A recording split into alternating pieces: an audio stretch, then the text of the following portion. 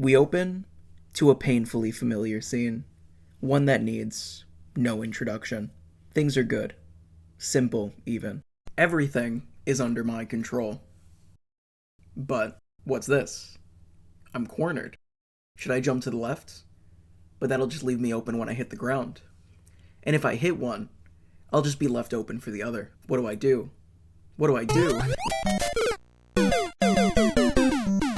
What you have just witnessed is a pivotal moment in gaming history. Gaming's first unfair play.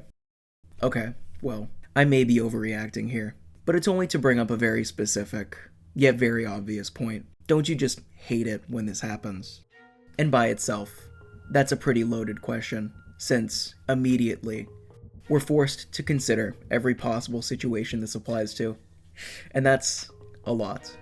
Especially since, most of the time, these are not consistent experiences, but instead, ones that are entirely up to circumstance, making it tough to pin down a very real, relatable frustration, even if this hectic environment is absolutely intended.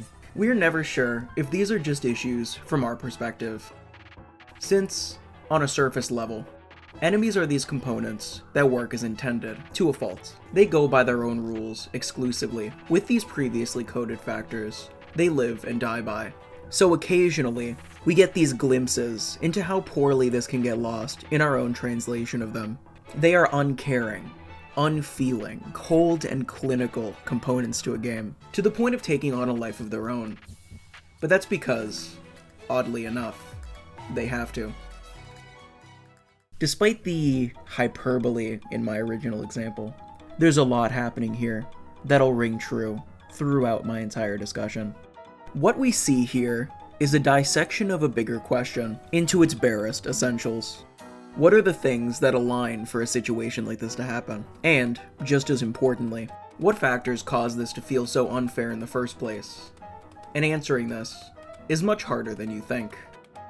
Games, of course, are entirely defined by their interactivity. It's what makes them games, and that inherently shapes their content. So, the concept behind an enemy is a natural extension of this.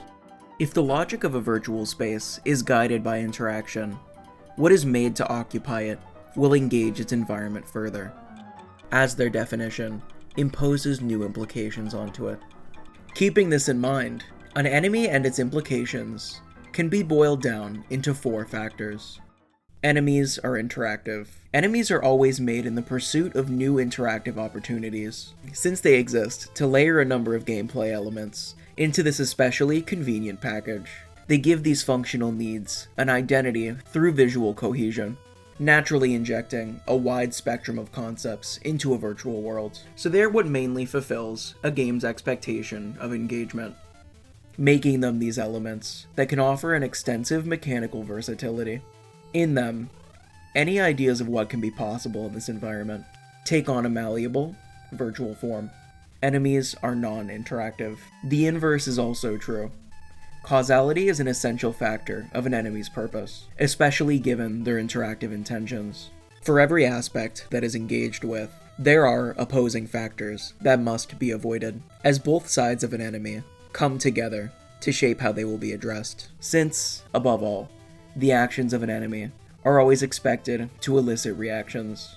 This responsiveness dynamically shifts a player's relation to a virtual reality, and this relationship offers many things, depending on when interaction can be forced or even incentivized. Its potential in directly affecting interactivity to shape an overall experience will become more obvious alongside the final factors. Enemies shape player interaction. It is important to establish that enemies always work within predefined patterns. Their interactive abilities are designed deliberately to account for a player's responses, creating the need for certain limits, like in their frequency and in their range of awareness or effectiveness. So enemies react constantly, continuously, or directly in relation to a player. They can also be given multiple patterns that diversify this on a larger scale, leading to broader sets of patterns, which feel far more formless from a player's perspective. Their implications on virtual space are always apparent, either immediately through their presentation, or with some context before or after, with trial and error being more common once more patterns are at play. Either way, this structure is recognized, successfully integrating a player's interaction through an enemy. Enemies interact. Again, the opposite of this is also true. Since enemies are only given these intended qualities, they are dependent on the guidance of a virtual space.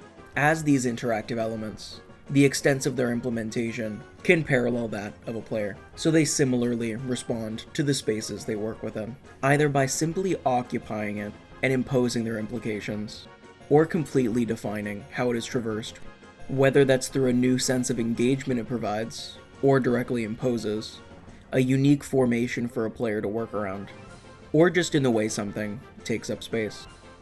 There is always a clear intention behind this inclusion, as it promotes specific interactions, since enemies are always consciously applied into this environment they are designed for. Overall, enemies flesh out a predetermined virtual space by providing this stronger sense of investment that players demand, allowing for the creation of rules that result in far less uniform outcomes, the possibilities of an enemy add a greater sense of complexity, as they dynamically work throughout a defined virtual space, intentionally, but independently. With all of this in mind, what I find compelling about an enemy is how it surpasses all of these functional necessities.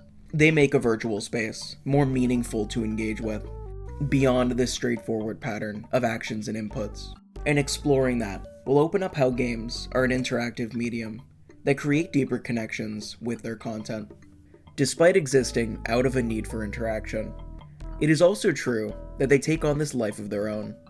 An enemy can make an identity out of the most simple actions. Even if, given the form, this isn't necessary, it's usually embraced. By creating responses in a player, their reactions imply a tangible conversation between them. And yet, while different actions will offer new things, in a purely functional sense, it's technically unnecessary. As long as this interaction takes place, it could really just be against anything. But of course, they not only advance engagement, but expand a virtual reality. In their definition of interaction, as distinct identities, they become a larger sum of these parts. It's a fairly consistent fact that a series will have these kinds of breakout enemies that take on countless derivative roles, exceeding a previous use, and effectively absorbing other interactive functions. And that's all happening just from the way they have clearly resonated with players. Despite this clinical expectation of an engagement they must create, there are very real connections between them. So to really look into this environment that enemies develop from, to become more meaningful components in a virtual world, we'll need to dissect how the subtlest mechanical shifts can diverge into entirely new interactive opportunities, allowing for this malleable kind of identity, influenced by engagement, which truly feels unique to the medium. Now, I'll mainly be focusing on Mario games here, for two big reasons. One, the series has a dizzying cast of enemies that are very clear in what they represent on a gameplay level, in their intentions, and how they're elaborated on through countless variations. What makes an enemy stand out is extremely obvious. Two, as an interactive subject, Mario is exceptionally simple, and just as effective in conveying pure interaction. His actions are usually self-contained, and very clearly defined, in comparison to other series, where this is tied less to moving within virtual space, or is done as an extension through weapons or combat. The physical interaction of these elements is very blatant here, and that'll all make sense as we go along. I promise. A Goomba is stuck to the ground, and it moves until its path is disturbed, and it goes back the way it came. Hit its side, and you get hit. Jump on top, and it's dead. Galoombas can be knocked over and thrown around. Goombrats don't fall off edges, and they are both entirely different because of this, just in the way each small factor dramatically shifts a greater gameplay experience. How certain things are done, or how a player is affected to the smallest margin, creates room for a new identity to exist. Having all of these variations appear in a game like Mario Wonder helps to further a case of what every alternative Goomba offers, and how this heavily affects the structure of virtual space. Koopas offer a similar experience. Green shells move constantly. Red shells turn at ledges. By now, they're basically the same as a Goomba, but their death extends into its own benefits and setbacks. Once a Koopa is crammed in its shell, it creates a projectile that will effortlessly mow down most enemies, and you. Koopas can be hit with fire, but this benefit is lost when looking at the Buzzy Beetle. Buzzy Beetles can only be jumped on, and eventually, they become more distinct as a less controlled projectile. Again, similar, but given a different context that justifies a separation into something else. Spinies can't be jumped on, but they can be defeated with fire. A Spike Top is essentially indestructible by bringing both of these variables together. Something like a Dry Bones can only be jumped on, and will eventually reconstruct, making them easy to lose track of. A Rex takes 2 hits, becoming shorter and faster after the first. Dino Rhinos become Dino Torches when they're hit, and so on. All similar interactions, but with different contexts surrounding them, ones which spin off further and further from an original, creating these new distinctions or complications each time. A Chukya frantically moves around a predefined space, stopping infrequently. If it grabs Mario, he'll be thrown unless you mash the jump button. A Heave-Ho slowly pursues Mario, but does so directly and constantly. If you're unlucky enough to get caught beneath one, it'll immediately launch you straight up and backwards. Despite their similar outcomes, there is a noticeable difference between them, especially when considering that both exist in the same space to achieve alternate kinds of interactions. The Heave-Ho stays on lower ground, forcing Mario into some fall damage, but also potentially shooting him onto a higher platform. The Chukya, conversely, resides at higher points, to emphasize this risk of falling off and losing progress. A Cataquack will constantly pursue, and launches him straight up after contact. This could be harmful and immensely infuriating, but depending on the game, it can be beneficial and infuriating, which in itself is a very interesting spotlight on how the purpose of an enemy fundamentally shifts given the alternate implications of different virtual spaces, whether it's wholly unique or pre-existing, as it is manipulated towards a new purpose through the addition or reduction of variables. Something like the transition from 2D to 3D, for example, is obvious, but this also happens between games in general, when a virtual world expects and allows different things. Something like a Wiggler takes up around 4 times the space of a Goomba, while functioning basically the same way. But usually after the first jump, it won't die. It'll just ramp up in speed. The Jungle Wiggler moves differently, extending itself and retracting as it moves. Buzzbees chase the player at about the same rate as something like a Goomba, but they lack any need to touch the ground. Urban Buzzbees, on the other hand, will target a player and charge quickly, but this is done differently than something like a Trappeal, that a player has to goad into rushing them, which is fairly different from the Bull Rush, that charges instantly, but hops from inclines, which is different from a Con Dart, which is more like a projectile at its size, or a Conk Door, that hits a certain field a player enters, or Rargs, which similarly charge, but that's what makes them distinct from Magmars, which shoot up and attempt to attack, which makes them distinct from Magmas, which move on a track, unlike the simple Blarg, that lurches forward when contacting a player. You get my point by now, but I'll keep going. Need an enemy that sporadically jumps in place? Nintendo pulls out the Ninja, even decades later. Since to put together something that does the same thing feels far too redundant, anything too different, and it might as well be another thing entirely. Do you need one that jumps in time with the player? The Hoppy Cat is made to do that. Add a dimension, and you get these rats. Then you give them spikes. Just so, yeah, they have spikes. Which is a little ironic. With how diverse the series is, it's not really a shame to just slap spikes or wings on enemies, just to slightly tweak these expected parameters. Piranha plants pop from pipes periodically. Fire piranha plants target a player and shoot fireballs, creating a more diverse back and forth between them. Then there's jumping piranha plants, trotting piranha plants, piranha creepers, patuis, jungle piranha plants, munchers, and nipper plants. Then you've got thwomps, thwimps, womps, wimps, walleyes, wallops, grolls, bomps, flomps, romps, shoomps, conks, grindels, spindels, and grumblumps. Then there's the Toxbox, which is where we'll end off. Since in an IGN article, Miyamoto himself has said it's essentially the pinnacle of enemy design. And yeah, I can see that. It is confined to a certain area. Its obstacles and advantages are immediately direct, all of which leads it to completely shape the space it works within. But its constant movement, while predetermined, works within a player's reaction to space, making it feel more complicated, keeping players heavily invested in analyzing its movement in relation to theirs.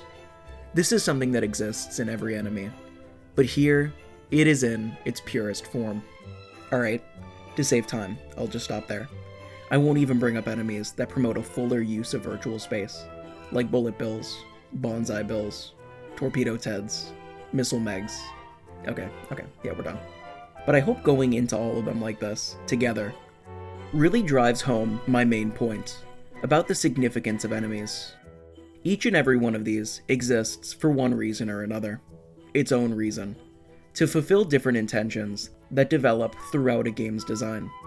And we can see here how easily they morph and diverge under new expectations. They at first represent these actions, but in the way their use coincides with interaction, they carry them over constantly into a wide variety of contexts.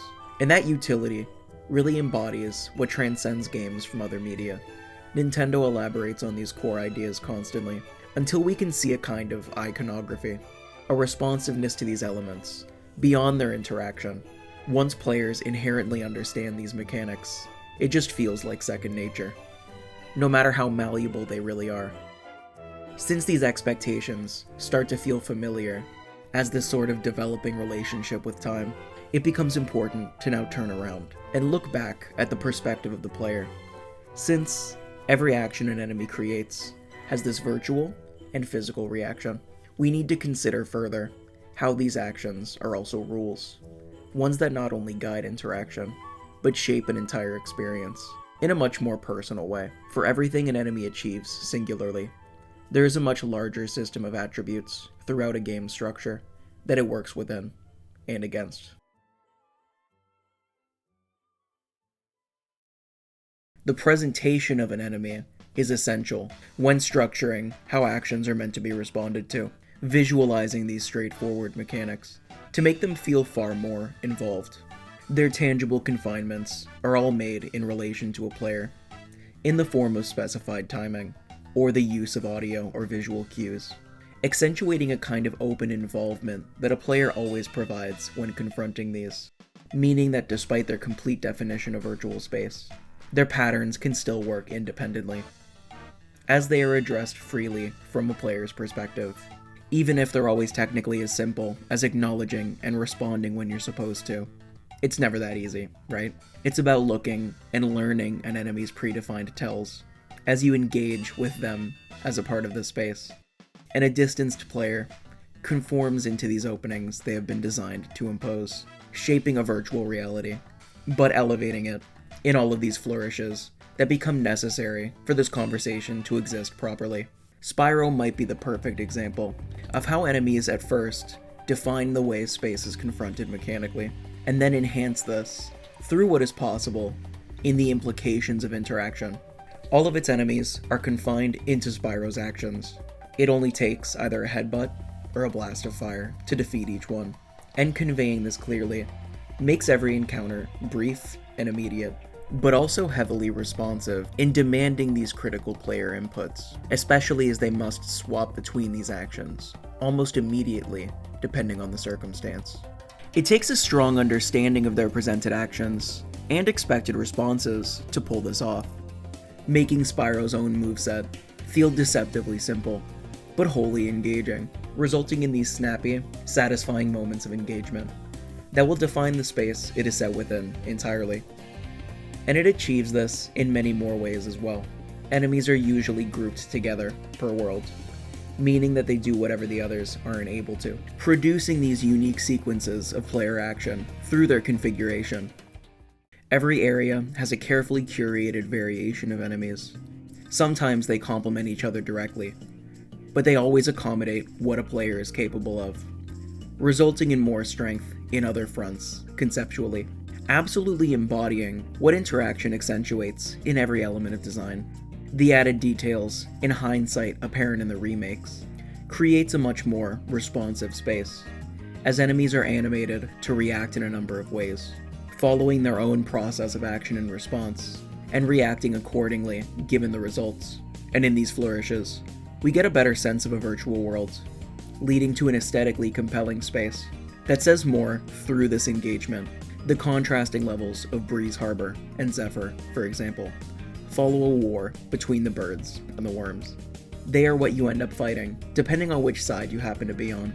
And this takes full advantage of the ways an enemy structures interaction completely, while implying a certain kind of presentation that guides response, and involves players with a virtual space in far more meaningful ways, allowing these necessary elements to feel like a cohesive reality that exceeds its own predefined limits.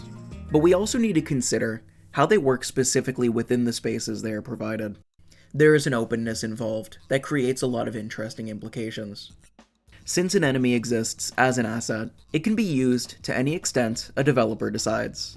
That can either be done intentionally, elevating the deliberate or unintended aspects it embodies, or it can be made to simply occupy space. And it implies different scenarios in this inclusion alone, squeezing the interladen opportunities from the attributes it represents. As every reconfiguration of a game's reality through these components offers new scenarios shaped by these associations. By looking beyond the simple presence of an enemy, we can glean a much larger environment it inherently occupies. For everything it is capable of, we have to consider an inverse of what it causes through this. Interactivity shapes a game's content, but it is also shaped in the ways this content is responded to. Back to the Goomba example again. Everything it does changes the way a player deals with its constructed reality. Its placement imposes these restrictions in its actions, and possibilities in its reactions, as it will inevitably result in this extension of a player, whether that's by influencing their intentions or motivating new kinds of confrontation. They understand how this space becomes defined by the Goomba's presence alone, and naturally, they accommodate it. They'll have to avoid its disadvantages and target its advantages, all in relation to the space it occupies. And this shapes all the possible outcomes that this interaction can result in. For the parameters of action an enemy is allowed, players are guided through their reactions in a way that makes this specifically presented virtual space feel completely fluid. As these entities that exist in layers through the medium, they really do feel like a part of these worlds, influencing their confrontation in the process. And that's true with every kind of enemy, where you're taking the player's perspective and reshaping it so drastically to coincide with its specific logic. Each one guides a player into a different way of confronting the space they exist within. And this influence is surprisingly easy to achieve through this concept of the enemy, offering an infinite amount of complexity due to its ability to simply exist in this virtual reality alongside a player, one who operates in this environment, which is heavily layered with mental responses between familiar and unfamiliar subjects, with an effortless versatility. So it's odd to consider that, although an enemy is just as carefully designed as the rest of the game, there's a sense of freedom behind it that isn't as apparent. Of course, it really depends on the kind of game we're talking about. Sometimes enemies completely make up the structure of a game, where these attributes are interchangeable to gameplay mechanics. What they offer here is clearly meant to shape its structure entirely. But what I want to focus on now is when they are not only made with specific parameters in mind, but ones that work freely inside this virtual space. Enemies do as they please, though it's integral to a player's own placement within this space.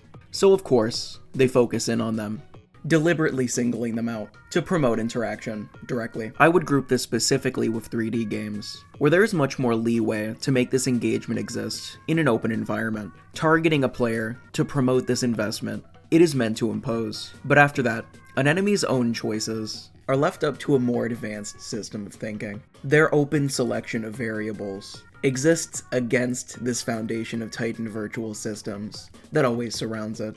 They are expected to work independently, in contrast. And that proposes a surprising level of openness in their confrontation, both dependent on the space they're set within, but also against the similarly defined parameters of a player. Players converse with a game through the defined extents of a playable character, in order to converse with its similarly defined aspects. Their interaction is limited to the centralized subject, confining their intentions to its actions, fully rooting their perspective into its environment. Players intuitively understand the range of their abilities as they interact with the game, and this constrains how they react. Naturally, these are the rules that serve as the foundation for an entire experience. Everything is designed around these decided parameters.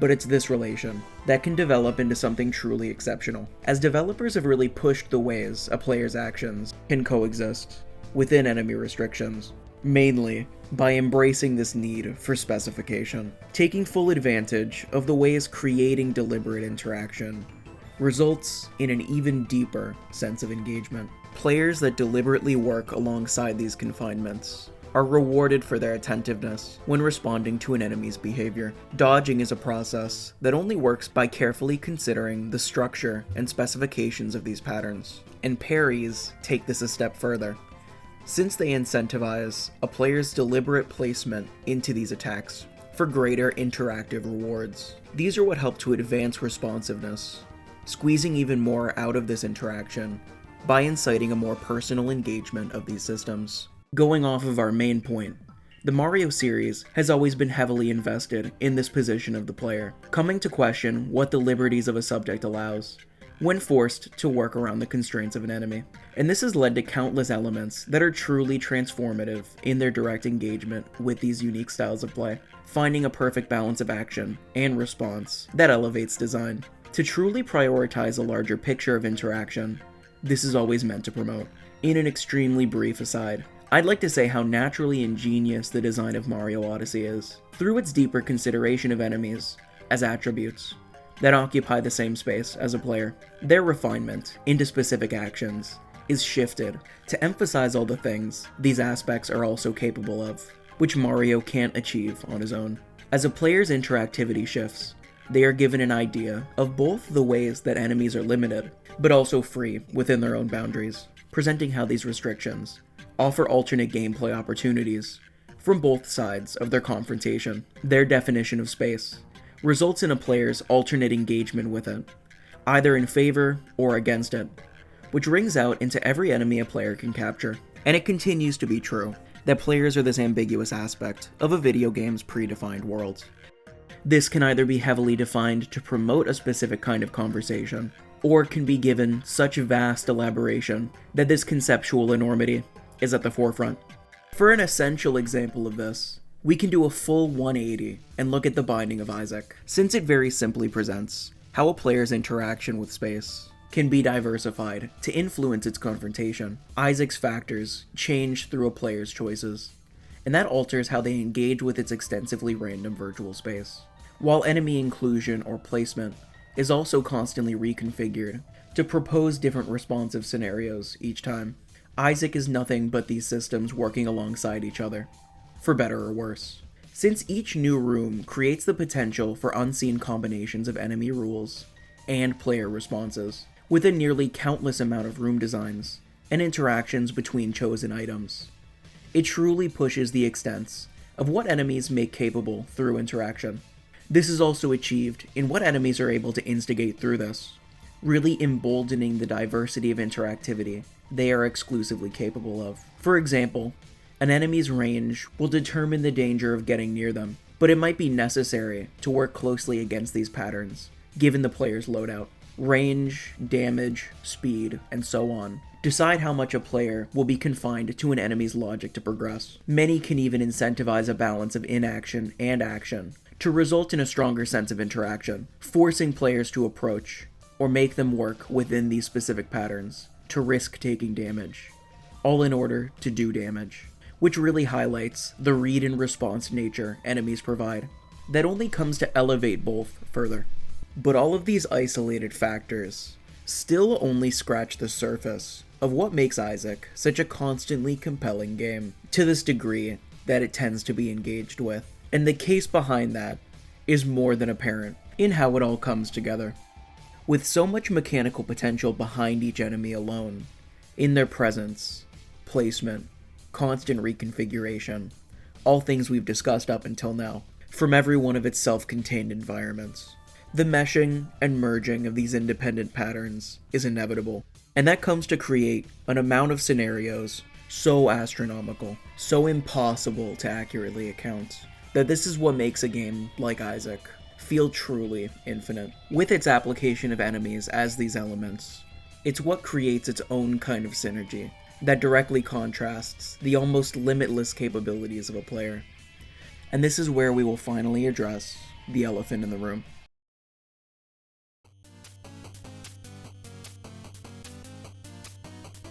Now that we've got a fuller extent of the enemy in mind, its greater role in virtual space, and its independence from it, we can start to elaborate, as we can now see each enemy as this series of reverberating interactive implications, ones that will ripple onto other enemies in unexpected and eventually unintended ways.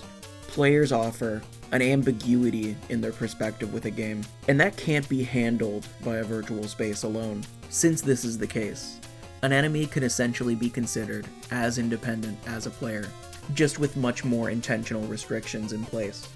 And, coded logic instead of sentience. The creature illusion makes much more sense then. They do as they please, while operating from an unreachable mode of understanding. They engage with it differently, connecting a rigidly developed virtual environment and a free-thinking player to promote a kind of transcendent sense of interaction, where both can now communicate against these apparent barriers through an enemy's separation as a distinct subject, one that thinks and acts on its own terms. Bosses are nearly identical in nature, having one important difference: they escalate an intention of interaction. They'll be given dedicated space, with a greater variety of variables they work with. They can be classified differently in their more extensive or varied use of attack patterns, as they tend to directly progress what players have interacted with previously. With these examples, a more overt sense of action and response is at the forefront, and this complete framing of space helps to show how these interactions emphasize a deeper relationship between game and player, although interaction can feel limiting at times to promote these certain actions. Under the right circumstances, this is where players can feel the most independent, as this subject completely defines space, and the application of variables are self-contained, essentially working freely. They exist to test the extent of a player's capabilities, by putting them against a more open selection of variables, straining the ways they have engaged with this space to their limits, all of which usually comes to create a more overt crossover of elements, as this demand for more interaction only escalates over the course of a player's experience and overall familiarity with a virtual reality. Then we can look at the age-old question many bosses attempt to achieve on the fly. How is this supposed to get harder? To channel a distinct player investment further, well, more is added on top. New things are integrated and expected to be analyzed. Things begin to fold in on themselves, and overall, it gives us an idea of the potential overlap that is always possible. This is what constantly presenting these scenarios to challenge a conscious player does to a virtual space, and this is only the beginning of what it can look like when this constantly escalates, whether that works or not. All of this is simply a natural progression of these systems.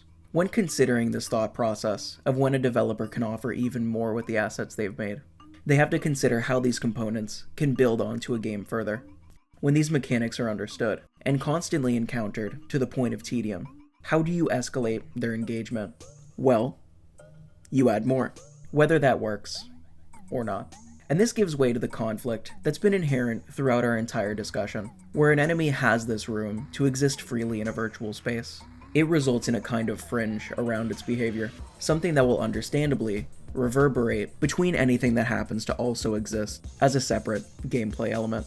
Of course, it's all done deliberately through prior design choices, and to an extent, it's always an intentional chaos. But inevitably, there are always distinct elements that could converge by chance. A chance that all of these systems have to offer. So unintended results feel common, because simply trying to deal with all of them would be insane. An enemy will react alongside other enemies, but at the same time, it cannot properly acknowledge them and work with this in mind, since it is self-contained.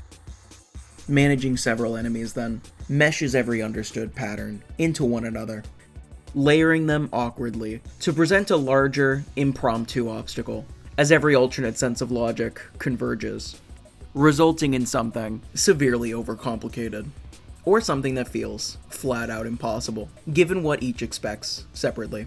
And all of this proposes an onslaught of complications, once we factor things in like their positioning, their patterns, or when this has been set into motion. You're dealing with completely different, independent enemies, and with that, different formations, associations, and expectations in their interaction, all of this being achieved separately. Even between two of the same enemies, they aren't going to operate on similar terms. On a fundamental level, they work freely between the parameters they are given, meaning that little can be done to avoid this apparent overlap when a player is situated in multiple fields of engagement, where each is given its own expectations, completely isolated from one another. And at best, they work similarly, but with an obvious delay between them, clashing their intended interactions with one another. And frustration breeds here. We have the unpredictable, the unaccountable, the unreachable, and from within a player's own parameters, it just doesn't feel fair. Let's also keep in mind, for how unconsciously flexible a player is, it's mainly because they are also accustomed to taking whatever hand they are dealt in the first place. A developer's intentions completely shape the kind of climate a player faces, and when that intention is amplified to the point of being overwhelming, providing a deeper sense of involvement with its elements, the unexpected clashing of variables becomes something they have to grin and bear. Which is why I think it becomes pretty easy to get angry in these environments, when things bombard you from all sides, to make any action of a player feel hopeless. Especially when these expectations are enforced and have to be overcome. Despite this fact that enemies exist in a space freely and are affected by its other attributes, most of the time they don't seem to connect as well with other enemies. But there is room for this, since some games will create scenarios that are made to complement one another. Like everything in a game, these points of friction are also variables that can be accounted for, and every so often, they come together and interact overtly. While it is up to developers to tweak these scenarios to make them capable of reducing certain issues, it can also be made to work in tandem with the kind of virtual reality being developed. Understanding how these mechanics can naturally layer, some games put extra attention into making this deliberate, given the additional interactive possibilities this creates. Games like Undertale or Deltarune are pretty obvious cases of this. In both games, they will design custom versions of encounters, depending on which enemies are involved, forming them into unique challenges, ones that mesh each individual pattern together. And while this is similar to what we've talked about before, there's a foundation here that deals with this more consciously. Every one of them has been designed with this synergy in mind, as it finds a better middle ground in making engagement less manageable to encourage a greater sense of investment, which helps squeeze out more of the satisfaction in this engagement. A kind that definitely exists, despite the negative perception this conflict tends to present, since it remains true that complicating interaction brings out a deeper potential in the relationship between game and player. So where does that leave us? Well, with everything we've discussed, I'd like to shift gears a bit and bring attention to a broader issue this all gives way to.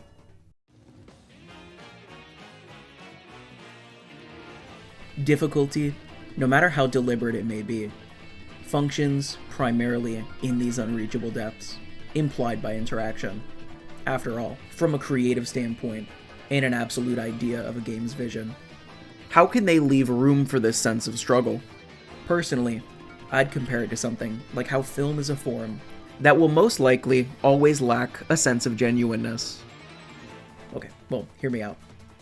The actions being framed are intentional. Even at its most natural state, the camera influences how people will act, or how it is presented. You know, someone always has to put it there. But that's just me flexing my useless degree. In both cases, we are talking about a controlled environment, one that is at first made meticulously, then confronted separately. So how can something offer this challenge without leading into the same results, or ones that feel familiar or easy to manage? You've probably guessed by now that the factors of an enemy, what they can create and elaborate on through other factors, is the answer to this. Even the concepts behind it detail how precarious this balance of elements is. An enemy is meant to engage a conscious player, challenging their own abilities in this conflict. But too much simulated coverage or consciousness feels too demanding. Not enough. And it isn't as engaging. Since a game's environment is always controlled to an extent, designers who are so familiar with these elements use the independent systems of an enemy to disconnect any sense of player control, making interaction reliant on this process of lacking, then eventually gaining back an agency over them. As even in the heavily predictable placement of these assets, it never results in the same two outcomes. Not only does a player confront it with new subtleties each time, either intentionally or unintentionally, but enemies are designed to do the same, constantly reconfiguring within their own parameters. For a developer to design for difficulty, all of an enemy's qualities help to escape this control, at first by acknowledging a player's abilities, then reining them in by overlapping these elements to breach this capability. A game like Mega Man presents this conundrum perfectly, in my opinion, in the way you never feel entirely capable enough when maneuvering enemy patterns. It can feel like you're always just beyond a sense of movement you should have, but that's because it sort of has to be this way, so that players can learn and work against these purposeful boundaries to progress. And in that, we can see this intimidating level of precision required to balance this. The creation of these elements is intentional. These independent factors, counteracting a player's absolute malleability in the face of a virtual reality. But in the pursuit of amplifying engagement, and difficulty in the process, situations of conflict between developer and player are inevitable. It's as if we need this overstimulation sometimes, even when it destroys a careful threshold between what games miraculously allow us to do and what can't be achieved because of this sense of logic every element instigates. Developers will build off of what they have made, placing strain on a player's relation to a virtual reality in the pursuit of unexplored interactive scenarios. But this lack of involvement in its further reach means a blatant risk of reducing or even removing their own abilities to handle these things. But despite the glaring issues in the clashing of mechanics, it's hard to deny a core satisfaction under its surface. Management in general is an inherently difficult but rewarding feeling. Handling multiple scenarios at once, where each and every familiarity is essentially challenged in this process of juggling, as a sense of space is absolutely crowded and overcomplicated with these additional meddling factors. Of course, I've mentioned the impossibilities this can impose, but I'd be lying if situations like this haven't been overcome, even to ridiculous degrees. And doing this, despite the unavoidable sense of limitation, can wash over you in a way unlike any other sense of interaction. So it's kind of an uphill struggle to keep everything in mind, since there's a bit of a paradox going on here. If it does feel infuriating, and absolutely unfair at times, why is it so fun? Well, I guess for starters, you can root it to this demand for interactivity that starts to spread back into its players, since they are naturally invested in this virtual space being defined, one that progresses into its own personal demand, and they eventually want to engage this further, even to the point of transcending what has been intended. So it's easy to assume that when they are greeted with something that challenges their ability to engage with this, they are fascinated and enthralled. If a game's most compelling aspects are the factors that function freely, but also feel intangible to them, players will be determined to overcome this, acknowledging this sort of summit that conflicts their capabilities and implies deeper levels of interaction they haven't achieved. Players will put in the effort to confront this chaos with ease, finding order from within by getting personally invested in the mechanics each one offers, the ways they frame space, and the opportunities this allows. If they are willing to push themselves just as far, it is a reward in itself, congratulating a player for taking advantage of the ease in which games allow us to apply our cognitive abilities, directly applying these skills in a sort of constant cycle of development. It is a great example of how games are not only an extension of ourselves, but a progression, offering us situations that are more involved than what we normally experience. Unless you've worked in food service.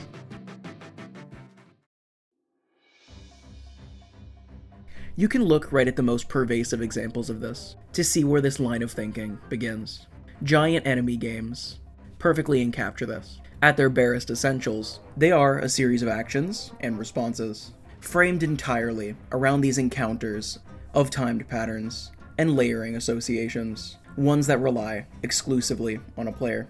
In an acknowledged but uncertain string, what constitutes an enemy here is pretty overblown, with an even more extensive amount of depth and interactivity. In Monster Hunter, for a game that can demand you to go through the same fights over and over and over and over and over and over again, it's surprising how unique each fight can still feel, and how a compulsion to interact with this never seems to go away. Monsters not only have a pool of patterns they pick from, but multiple states that change what is used, and how constantly or relentlessly they attack. They tie this directly with a sort of mechanical emotion, where the more a player engages them, the more enraged and involved a monster becomes. And that's what really helps them feel like something larger than a simple interactive asset. Ones that players not only react alongside, but develop against. It's about finding the cracks in what can feel like an impenetrable onslaught of a monster's attacks, discovering these windows, and working between the slightest openings, staggering them, tipping them over, optimizing your own movements and methods each time, and utilizing the world around you to the fullest. It's in the ways a fight that can feel hopeless eventually grinds down to a point where the monster is barely scraping by.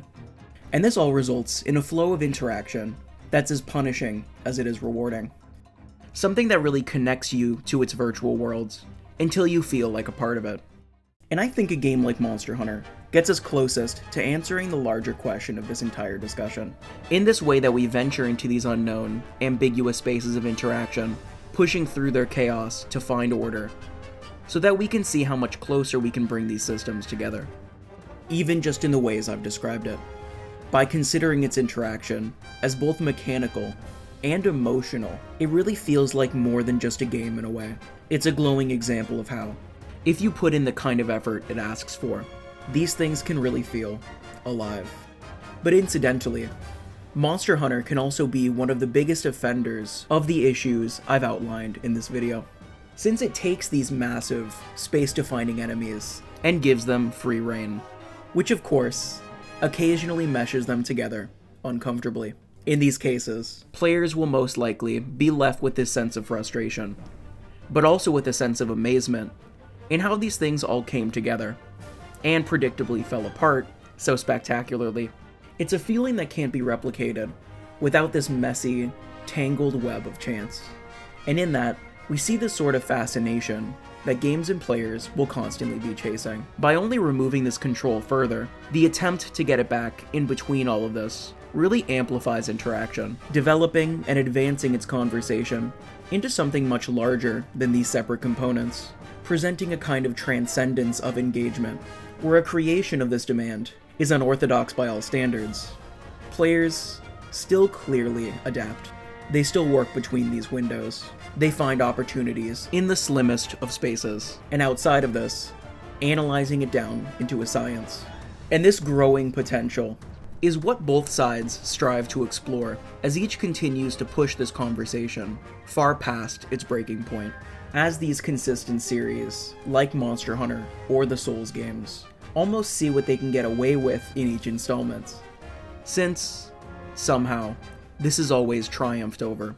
We can see this in the way that these games, which strain the definition of interaction and demand so much in a player's engagement, tend to result in the most dedicated fan bases, for better or worse, which clearly comes to shape these series through this conversation as it continuously builds up momentum. The games themselves escalate, offering more maneuverability or intensity in these encounters, to directly converse with an audience that has grown accustomed to this, even welcoming this steady progression at this point, since they have connected with these abrasive systems and grown alongside them, steadily defining both series into optimizing these interactions, prioritizing a constant elaboration in this chain of action and reaction, and how at its extremes, it may push back. It might create this kind of resistance in the meshing of elements beyond a player's control, and it'll definitely be more than what is meant to handle within reason. But the engagement this creates results in an unparalleled satisfaction, and a true revelation of what can be accomplished when struggling through whatever is thrown their way. Many people might describe the fights in Monster Hunter as a kind of dance, where these two conflicting parties may work against each other. But a player's relentless dedication to a developer's logic will eventually reward them with a kind of synchronicity, no matter how intimidating this configuration of free systems can be. And there's something beautiful in that. A perfect balance of action and reaction, conjoining into this rare experience. And that is what makes it worth venturing into this uncomfortable zone, because, in the end, it's the very same risks inherent in these systems that compel us to continue engaging with this closer, a kind that will drive more complexity in design, enhancing the capabilities of players in the process, even if it is left up to chance to do so, finding the calmness inside the chaos, which converges in this natural state of virtual being, results in an irreplaceable interactivity, one that properly presents what separates games as their own medium, even as their own art form.